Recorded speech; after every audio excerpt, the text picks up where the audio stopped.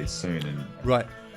Right, it right. probably needs to be You were at the Schiller Institute. Okay, how can we nutshell this from where we were?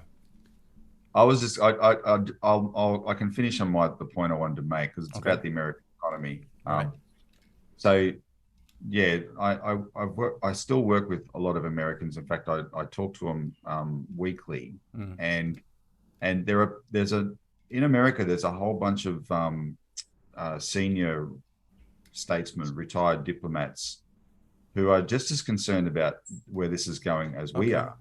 Right, the people who've been the people like around. There's a interesting organization called the Veteran Intelligence Professionals for Sanity, Right. um, led by people like Ray McGovern, who they're like right now their focus is on what's happening in Ukraine, Mm-hmm. but they see the big picture. There's an interesting guy that for some reason Tucker Carlson keeps getting on, because Tucker's one of these guys who, and I think it is racism, unfortunately, that he's willing to see a different point of view on Russia, but not on China. Right. But he gets on this Colonel Douglas McGregor, who is totally blunt on both subjects. Yeah. And so you see these voices, but to me, the insight I have is what America is in denial about, or the Washington blob, as it's known. Mm. They're in denial about just how much they've destroyed themselves economically.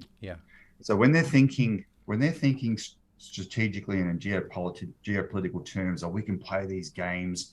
We'll build up this alliance against China, the whole 19th century division again, etc. Mm. There's an assumption there that they're still the world's greatest economic power. Right. No. Control Wall Street and the big tech companies is not the same as when they had the arsenal of democracy in Detroit, manufacturing.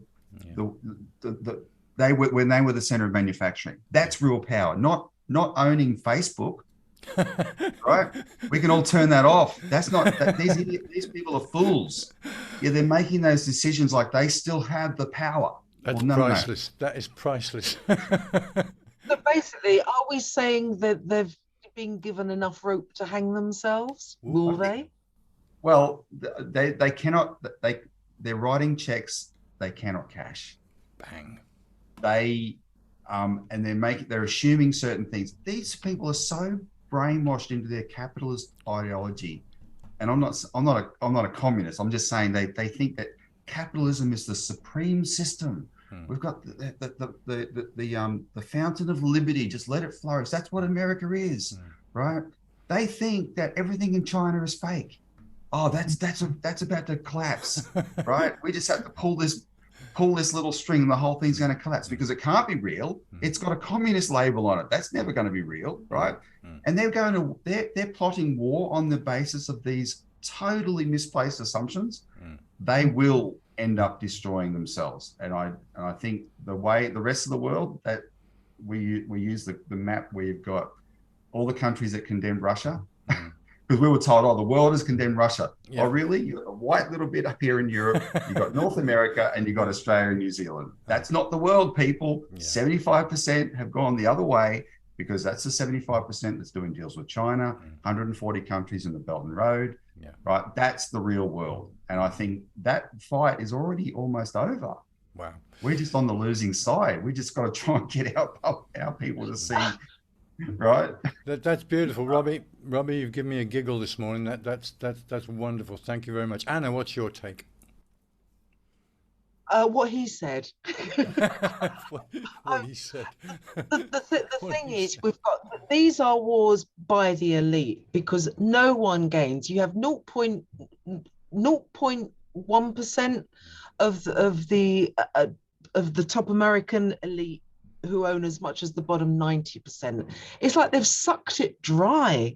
No wonder they're having to look elsewhere to try and get more, invigoration. It's a very vampire-y sort of thing to do. But you look at those tent cities, you know, the whole fabric, everything falling apart in America. And the shame is that there's no left leadership. I don't know what's going on. If the most progressive person there is somebody like, you know, Bernie Sanders, what chance do they have? I'm waiting for the American people who suffered. We almost saw a bit of that with Black Lives Matter before the media did a hit job on that as well. But I think unless the working class, you know, can organize to defend themselves, they're lost. And of course, Priti Patel here has been busy, right, you know, changing all the laws so that basically the state can get really heavy if people start to defend themselves. I'm gonna go with Robbie on this one. It will eat itself. It's long overdue for implosion. So, you know. But we're, as you know, Robbie and I are in, unfortunately, here. God, you're so lucky, Barrie. You are. Well, you know, like I say, 2014, and I just thought, that's it, I'm out. And I've never looked back, and I'll never go back. So.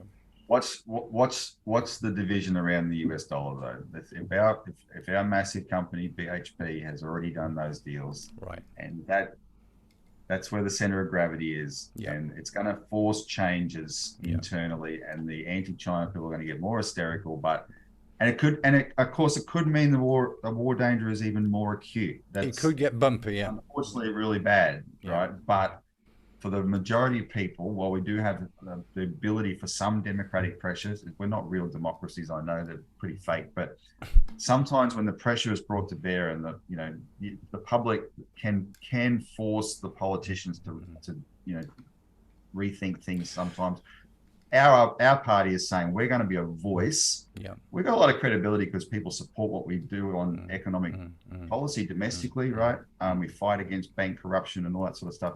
And we're saying, no, we're also going to fight on this. We're the only party pushing back. But I tell you what, we've never had more exposure in the last 2 or 3 years that we've been doing this than we've ever before. People are noticing. We're getting screamed at by all the right people. Right, that tells me it's working. And as you say, Robbie, there are still people with some common sense in the higher echelons. They might be in the back room, they might be in the background, but there are still some people who not everyone still is the yeah.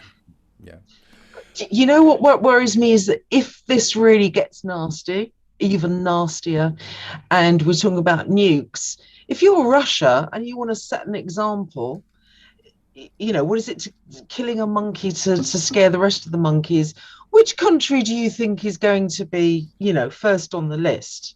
I would say they're not necessarily going to want to start on America, but that little island, that little excrescence off the arse end of the Europe-Asia landmass that has been so vicious in getting, you know, these conflicts going, you know, airstrip 1, I think we are absolute prime target here. And I just wish Brits would wake up, because it's just terrible. We're being turned into targets.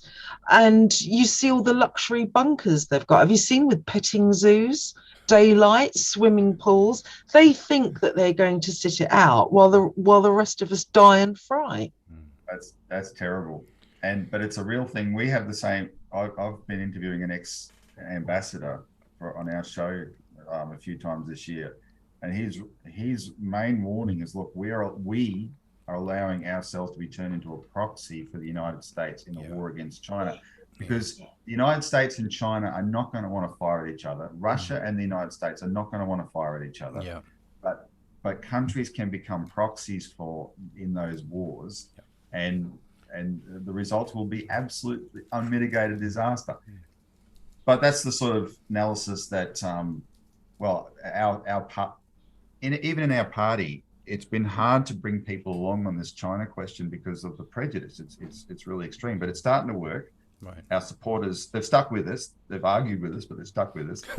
But I got this incredible feedback just last week that this interview I did with this ex-ambassador, because he's so well spoken and he explained this danger that more than anything, that shifted our party members to say, oh, now I see what you're talking about. Now we know why you're doing what you're doing, right? And so we just have to get that kind of analysis out quite widely. I do feel lucky now having talked to you, Anna, that we clearly are having a more advanced debate in Australia than in the UK. So that's there's at least that. So we'll try and expand it more. Pay attention, and maybe you can quote some of these guys over there and see if you can get some of the debate expanded over there. On we dance, comrades.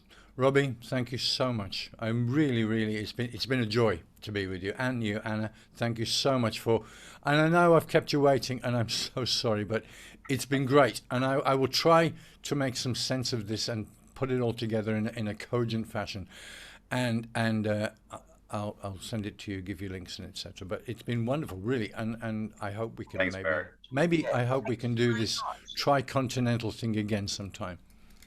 Sure. This has been. Hey, now that we're finished, are you guys on WeChat? Absolutely.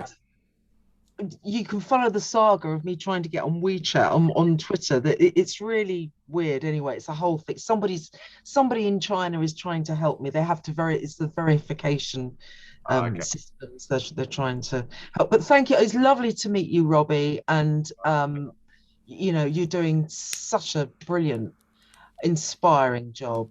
You Aussies are great. I wish I'd known you earlier. I was in the UK in 2016, but I haven't been back since then. Next time, it all changed then. No, it'll be lovely to meet. One day we will all meet. I hope. Might all meet in China the way it's going. It's very pretty here in Guilin. That's good. Yeah, and I'm going to send you guys the link to my long piece, my account of being in the British left. Please, no, I wish I'd been. I remember reading one thing about you 2 or 3 years ago, and that was excellent, but I can't remember what it was. That might be it. I'll send it to you anyway. Please do. Madam Meow, that's your website, hey? What was it? It's Madam Meow blogs. It's in my bio on my Twitter. Well, in the meantime, we'll just stay in touch on Twitter messages. Fantastic. Thank you, and good luck, and keep it up. On we dance, comrades. Robbie, thanks, man. Thank you. Bye. Sleep tight.